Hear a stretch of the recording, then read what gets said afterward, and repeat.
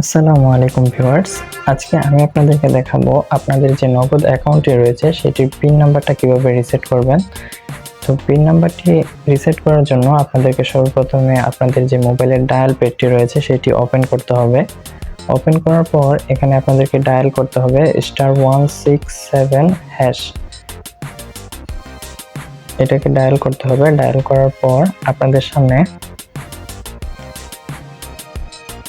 নগদের main মেনুটি open হবে। তো এখানে দেখতে পারবেন যে 8 নম্বরে রয়েছে কিন্তু পিন রিসেট। এই পিন রিসেট, যেহেতু আমরা পিনটা রিসেট করব সেক্ষেত্রে আমরা এখানে 8 সিলেক্ট করে দেব। তো আমরা এখানে 8 লিখে সেন্ড করে দিলাম।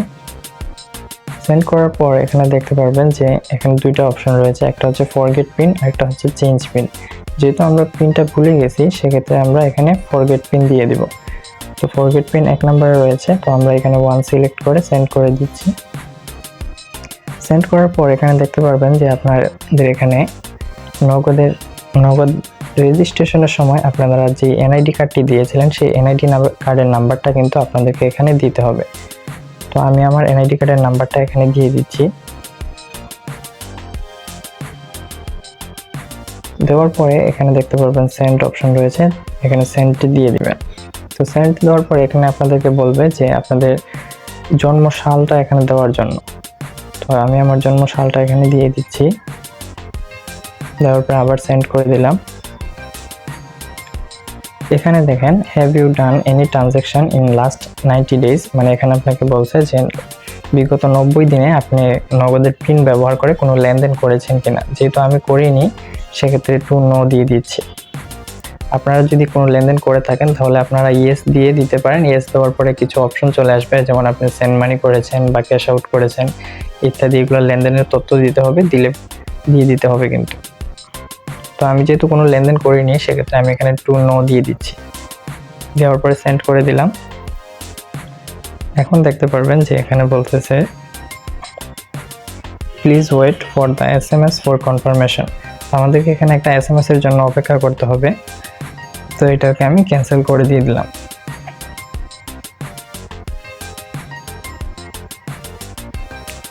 তো দেখতে পাচ্ছেন আমার মোবাইলে কিন্তু অলরেডি একটা SMS চলে আসছে।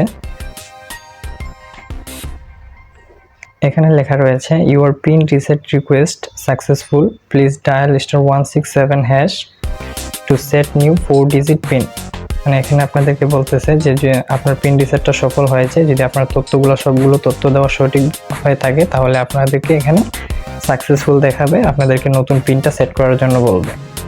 তো আমরা নতুন পিনটা কিভাবে সেট করব সেটা দেখিয়ে দিচ্ছি। আবার আপনি ডায়াল প্যাডে চলে আসবেন। আসার পরে